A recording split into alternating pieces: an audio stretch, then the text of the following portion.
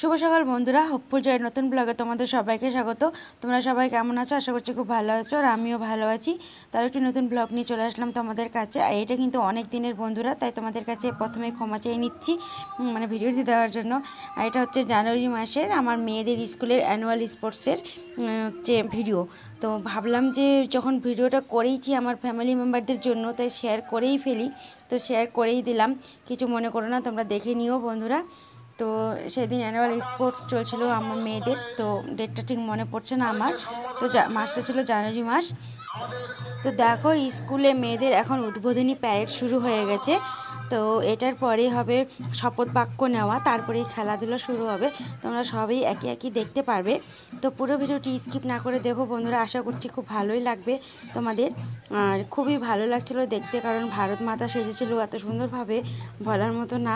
সবাই রাউন্ড হয়ে ঘুরছিল, মানে সবাই না, ঠিক কয়েকটা বাচ্চার মানে আর সবাই যে এইভাবে দাঁড়িয়ে দাঁড়িয়ে মানে সেলুট করছিল, মানে এত সুন্দর লাগছিল দেখতে, বলার মতো না। তারপরে এটাকে বলছে বেলুন খেলা। তো ওই বাচ্চারা সবাই বেলুন নিয়ে রাউন্ড হয়ে ঘুরছিল। তারপরে একে একে মানে যত নিয়ম আছে করার পরে খেলাটা শুরু হবে। তো আমার মেয়ে এই খেলাতে কি হয়েছিল আর কি বলবো বন্ধুরা, কিছুই না, আমরা কিছুই আনতে পারিনি। তারপরে এখানে দেখো বাচ্চাদের খুব সুন্দর একটা নৃত্য হচ্ছিল, আর এত সুন্দর ছোটো ছোটো বাচ্চারা নৃত্য করছিল না, বলার মতন না।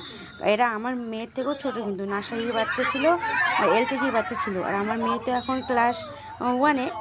এত সুন্দর নাচছিল, বলার মতো না। আর এখানে দেখো এই যে আমার মেয়েদের কিন্তু রান হচ্ছে বন্ধুরা, সেটা কিন্তু তোমাদের সাথে শেয়ার করছি। কিন্তু আমার মেয়ে কিছুই পারিনি, কারণ ওর শরীরটা এতটাই খারাপ ছিল, মানে খেলার আগের দিনগুলোতে সর্দি জ্বর কাশি আর এতটাই দুর্বল হয়ে পড়েছিল, তাই ও আর দৌড়াতে পারিনি, পিছিয়ে পড়েছিল অনেকটা। তো যাই হোক, তবুও যে খেলায় অংশগ্রহণ করেছে এটাতেই অনেক খুশি আমি।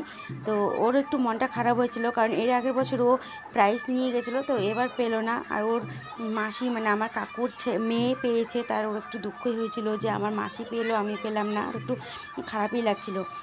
তো এখন টিফিন আওয়ার শুরু হয়ে গেল বন্ধুরা, আর এটার পরে হচ্ছে টিফিন দেওয়া হবে বাচ্চাদের।